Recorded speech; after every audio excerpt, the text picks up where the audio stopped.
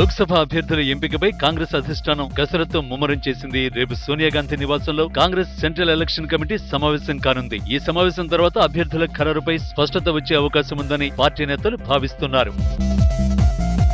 కాంగ్రెస్ తో ఏ రాష్ట్రంలోనూ పొత్తు ఉండబోదని స్పష్టం చేశారు బీఎస్పీ అధినేత్రి మాయావతి. మాయావతి ప్రకటనతో యూపీలో మహాకూటమి ప్రతిపాదనకు దారులు మూసివేసినట్లయింది. ఇప్పటికే యూపీలో బీజేపీని ఓడించేందుకు తమ మధ్య ఉన్న వైరాన్ని పక్కన పెట్టి ఎస్పీ బీఎస్పీ చేతులు కలిపే గతంలో కాంగ్రెస్ తో పొత్తు పెట్టుకోవడంతో పెద్దగా ఒరిగిందేమీ లేదని మాయావతి చెబుతున్నారు.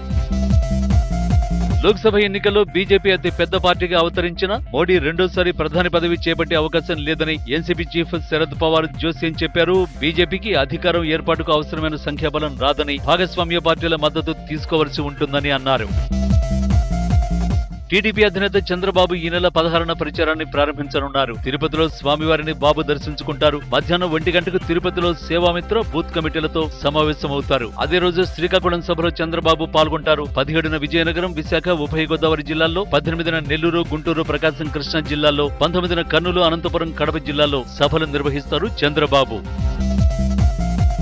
లోక్సభ ఎన్నికల్లో పోటీ చేసే సమర్థులైన అభ్యర్థుల గుర్తింపు ప్రక్రియ మొదలైందన్నారు బీజేపీ తెలంగాణ రాష్ట్ర అధ్యక్షుడు డాక్టర్ కె లక్ష్మణ్. ఈ నెల 15వ తేదీన పార్లమెంటు బోర్డు సమావేశంలో అభ్యర్థుల తుది ఎంపిక పూర్తి అవుతుందని, 16న అభ్యర్థులను ప్రకటిస్తామన్నారు. తెలంగాణలోని 17 స్థానాల్లో బీజేపీ ఒంటరిగానే పోటీ చేస్తుందని చెప్పారు. పశ్చిమ గోదావరి జిల్లాలో పోలీసుల తనిఖీల్లో భారీగా బంగారం పట్టుబడింది. విశాఖ నుంచి విజయవాడకు కారులో 100 గ్రాముల బరువున్న 300 బంగారు బిస్కెట్లు తరలిస్తుండగా వంగటూరు టోల్ ప్లాజా వద్ద పట్టుకున్నారు. బిల్లులు లేకపోవడంతో అధికారులు బంగారాన్ని సీజ్ చేశారు.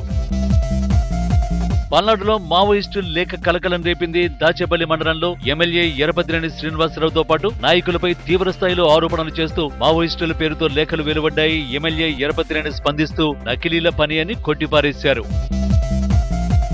భారత సైన్యం అమలుపదిలో మరో అస్త్రం చేరనుంది. రాజస్థాన్లోని పోఖ్రాన్ అణు పరీక్ష కేంద్రంలో నిర్వహించిన పినాకా గైడెడ్ మిసైల్స్ పరీక్ష విజయవంతమైంది. పూర్తి స్వదేశీ పరిజ్ఞానంతో డీఆర్డీఓ పినాకా గైడెడ్ రాకెట్ తయారు చేసింది. అడ్వాన్స్డ్ నావిగేషన్ కంట్రోల్ సిస్టమ్ ఈ క్షిపణి ప్రత్యేకత. పినాకా క్షిపణి విజయవంతం కావడంపై రక్షణ శాఖ హర్షం వ్యక్తం చేసింది. ఢిల్లీలోని ఫిరోజ్ షా కోట్ల వేదికగా భారత్ ఆస్ట్రేలియా మధ్య సిరీస్ విజేత నిర్ణయాత్మక చివరి వన్డేకి సర్వం సిద్ధమైంది. ఇవాళ మధ్యాహ్నం 1:30 గంటల నుంచి మ్యాచ్ జరగనుంది. తొలి 2 వన్డేల్లో భారత్, తర్వాత 2 వన్డేల్లో ఆస్ట్రేలియా గెలవడంతో 5 వన్డేల సిరీస్ 2-2తో ప్రస్తుతం సమంగా ఉంది. ఇవాళ గెలిచిన జట్టే సిరీస్ ను చేజిక్కించుకోనుండటంతో మ్యాచ్ పై అమితాసక్తి నెలకొంది.